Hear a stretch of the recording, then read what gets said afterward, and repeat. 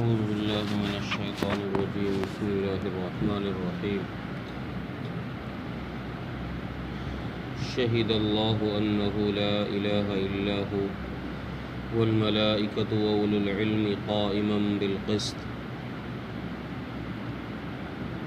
لا إله إلا هو العزيز الحكيم.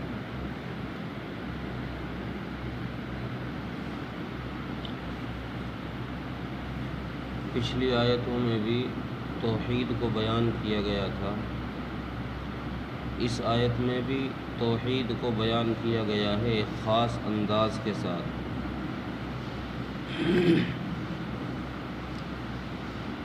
اور اس میں توحید کو بیان کرنے کے لیے اللہ تبارک و تعالی نے 3 شہادتوں کا یہاں ذکر فرمایا۔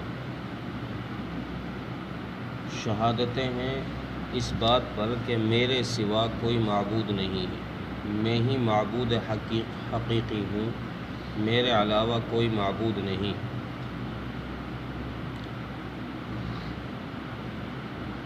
شہادت سب سے پہلی اللہ تبارک و تعالیٰ نے اپنی ذات کی دی ہے کہ میں خود اس بات پر شاہد ہوں، گواہ ہوں کہ میری ذات کے علاوہ کوئی معبود نہیں، میں معبود برحق ہوں۔ اور دوسری شہادت اللہ تبارک و تعالیٰ نے فرشتوں کی دی ہے کہ فرشتے بھی اس بات پر گواہ ہیں کہ میری ذات کے علاوہ کوئی معبود نہیں۔ اور تیسری شہادت اللہ تبارک و تعالیٰ نے اہل علم کی دی ہے کہ اہل علم بھی اس بات پر گواہ ہیں کہ میرے علاوہ کوئی معبود نہیں۔ تو یہ 3 شہادتیں اس آیت میں ذکر کی ہیں۔ پہلی جو شہادت ہے کہ اللہ تبارک و تعالیٰ خود گواہی دے رہے ہیں اپنے معبود ہونے پر، یہ مجازن کہا گیا ہے، چونکہ خالق دو جہاں کی اس کائنات میں جب آپ کسی بھی چیز پر نظر ڈالو گے تو اس کی کاریگری سے آپ کو یہ سمجھ آ جائے گی کہ اس چیز کو بنانے والی ذات اللہ کی۔ اس کائنات کی کسی بھی مصنوعات پر آپ غور کرو تو پھر پتہ چل جائے گا کہ اس چیز کو سوائے اللہ کے کوئی اور نہیں بنا سکتا۔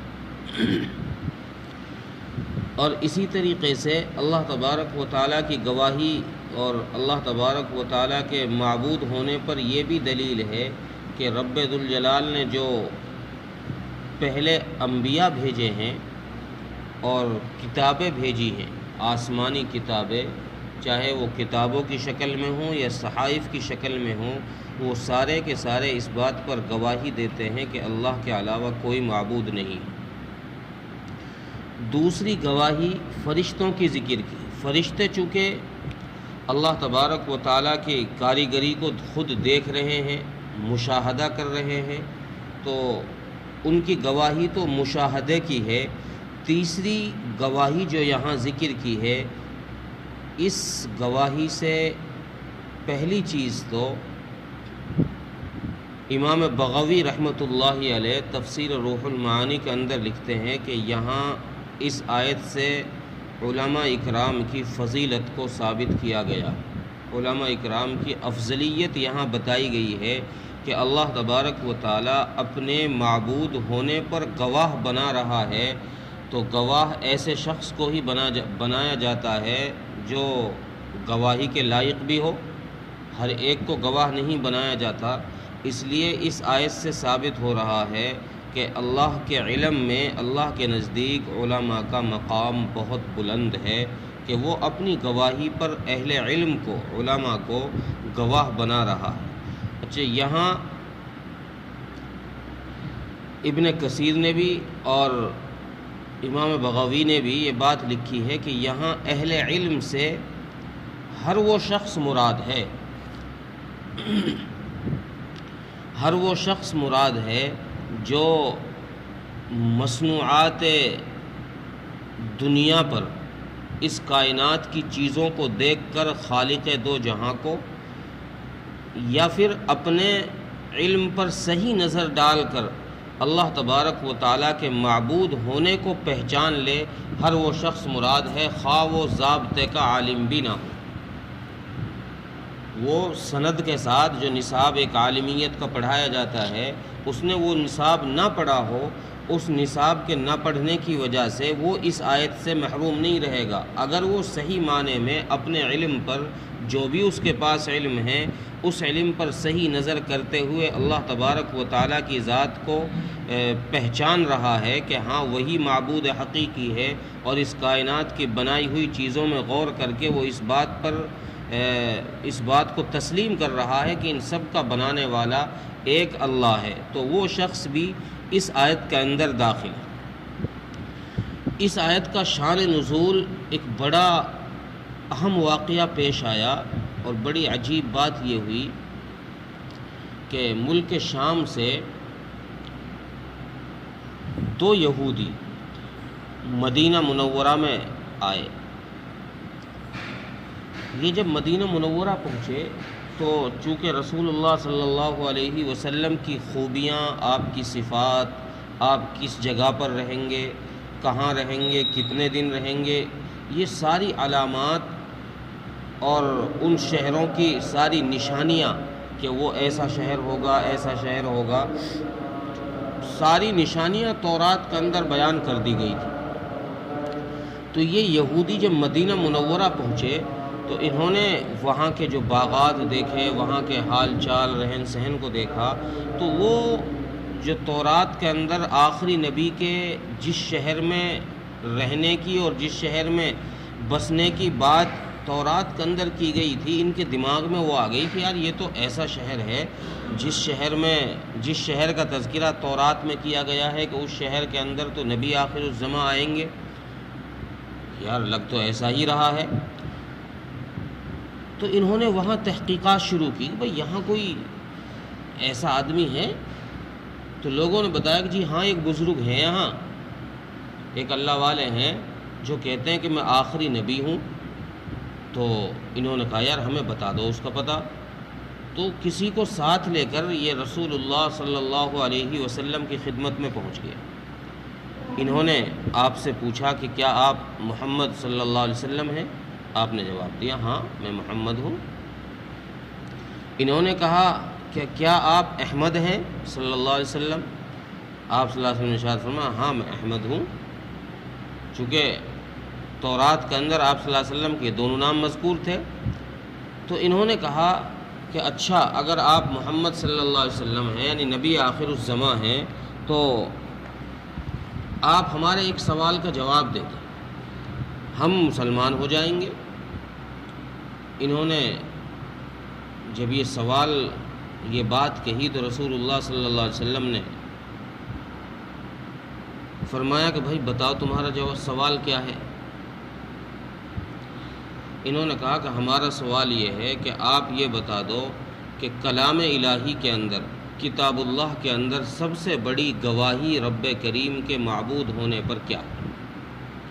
کون سی آیت ہے جس سے یہ ثابت ہو رہا ہے کہ رب کریم کی ذات ہی عبادت کے لائق ہے؟ سب سے بڑی شہادت کون سی؟ جب یہ سوال ہوا تو اللہ تبارک و تعالیٰ نے جبرائیل امین کے ذریعے سے آپ صلی اللہ علیہ وسلم پر یہ آیت کریمہ نازل فرمائی، شہید اللہ انہ لا الہ الا هو والملائکۃ واولو العلم قائما بالقسط۔ یہ آیت لے کر حضرت جبرائیل تشریف لائے اور رسول اللہ صلی اللہ علیہ وسلم کو پڑھ کے سنا دی کہ اللہ کے نبی یہ ہے، آپ اسے بتا دیجیے۔ رسول اللہ صلی اللہ علیہ وسلم نے ان کو یہ آیت کریمہ پڑھ کر سنائی کہ بھئی یہ آیت ہے جو اللہ تبارک و تعالیٰ کی شہادت پر، اللہ تبارک و تعالیٰ کے معبود ہونے پر سب سے بڑی شہادت ہے، وہ یہ ہے۔ وہ مان گئے کہ بھئی ہاں واقعی یہی بات ہے، واقعی یہی بات ہے، چونکہ اس میں تین شہادتیں، خود اللہ کی شہادت ہے، فرشتوں کی شہادت ہے، اور پھر تیسرے نمبر پر اللہ کے معصوم بندے انبیاء کی شہادت بھی علماء کے اندر شامل ہے، اور پھر اہل علم والے لوگوں کی بھی شہادت اس میں شامل ہے۔ تو یہ لوگ وہیں پر مسلمان ہو گئے۔ امام اعمش رحمۃ اللہ علیہ کے فرماتے ہیں کہ جو شخص بھی اس آیت کو پڑھے گا، شہید اللہ کو جو شخص بھی پڑھے گا، اللہ قیامت کے دن اس شخص کو بلائیں گے اور اس سے فرمائیں گے کہ بھائی میرے اس بندے نے، فرشتوں سے فرمائیں گے کہ میرے اس بندے نے میرا ایک عہد کیا ہے، میرے لیے ایک عہد کیا ہے کہ یہ میرے معبود ہونے پر گواہ بنا ہے، تو مجھ سے زیادہ عہد کو پورا کرنے والا کوئی نہیں، مجھ سے زیادہ پورا کرنے والا عہد کا کوئی نہیں ہے، لہذا میں اس نے اپنا عہد جب پورا کر دیا تو میں بھی اپنا عہد پورا کرتا ہوں، جاؤ اسے جنت کے اندر داخل کر۔ اور ایک روایت میں ہے کہ رسول اللہ صلی اللہ علیہ وسلم نے ارشاد فرمایا میدان عرفات میں، عرفات کے میدان کے اندر آپ صلی اللہ علیہ وسلم نے اپنے حج میں یہ آیت تلاوت فرمائی اور فرمایا وَأَنَا عَلَى ذَلِكَ مِنَ الشَّاهِدِينَ، کہ میں بھی اللہ کے معبود ہونے پر اسی طرح گواہ ہوں جیسے فرشتے اور اہل علم گواہ۔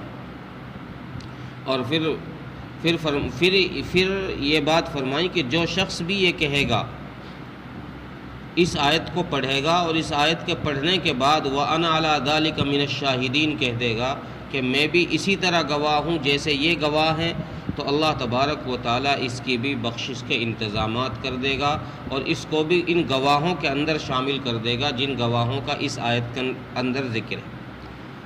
حضرت ابو ہریرہ رضی اللہ تعالیٰ عنہ کی ایک روایت میں ہے کہ جو شخص فرض نمازوں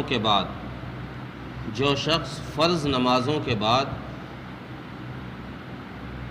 آیت الکرسی اور الحمد شریف اور شہید اللہ یہ آیت،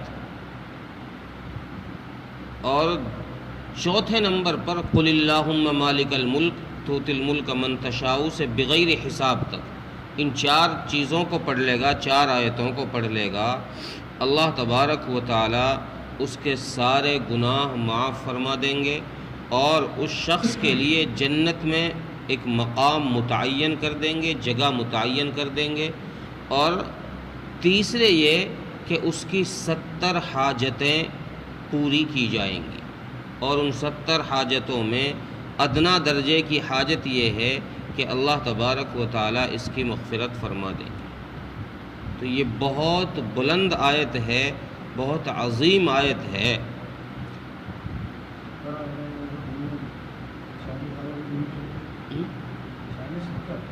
ستر حاجتیں دنیا اور آخرت کی دونوں جہاں کی پوری کر دیں گے۔ دنیا کی حاجتیں پوری کروا لو، آخرت میں محروم رہ جاؤ گے۔ اللہ کو 70 حاجتیں پوری کرنی ہے۔ اب اگر بندہ یہ چاہے کہ اللہ میری تو دنیا میں ہی کر دے، میری جاب بھی لگا دے، مجھے گاڑی بھی دے دے، بنگلہ بھی دے دے، میری ساری حاجتیں یہیں پوری کروا لے، وہ گنوا کے تو کروا لے، اللہ یہاں پوری کر دیں گے، وہ تو اس بات پر قادر ہیں۔ لیکن جو اصل زندگی ہے وہاں سے تو محروم ہی رہ جائے گی، وہاں کچھ بھی ہاتھ نہیں لگے گا۔ اس لیے گمان اللہ سے یہ کرنا، اچھا گمان کرنا چاہیے، اور اچھا گمان یہ ہے کہ اللہ میری دنیا کی بھی ساری ضرورتیں پوری کر دے، ساری حاجتیں، اور آخرت کی بھی ساری حاجتیں پوری کر دے۔ اب اس میں روایت میں ذکر تو ہے کہ سب سے ادنا حاجت یہ ہے کہ اللہ اس کی مغفرت فرما دیں گے، تو مغفرت تو مرنے کے بعد ہوگی، یہ سب سے چھوٹے درجے کی حاجت ہے۔ ترجمہ دیکھیں، شہید اللہ انہ لا الہ الا ہو، گواہی دی ہے اللہ نے، والملائکۃ اور اس کے فرشتوں نے، واولو العلم اور اہل علم نے، قائما بالقسط کہ اور وہ زبردست انصاف کے ساتھ نظام کو چلانے والا ہے۔ کس بات پر گواہی؟ کہ اس کے سوا کوئی معبود نہیں ہے۔ پھر دوبارہ اس بات کو ذکر کیا تاکیداً، لا الہ الا ہو، کہ اس کے سوا کوئی معبود نہیں ہے، العزیز الحکیم، اور وہ زبردست حکمت والا بھی ہے۔ اللہ تعالیٰ عمل کی توفیق۔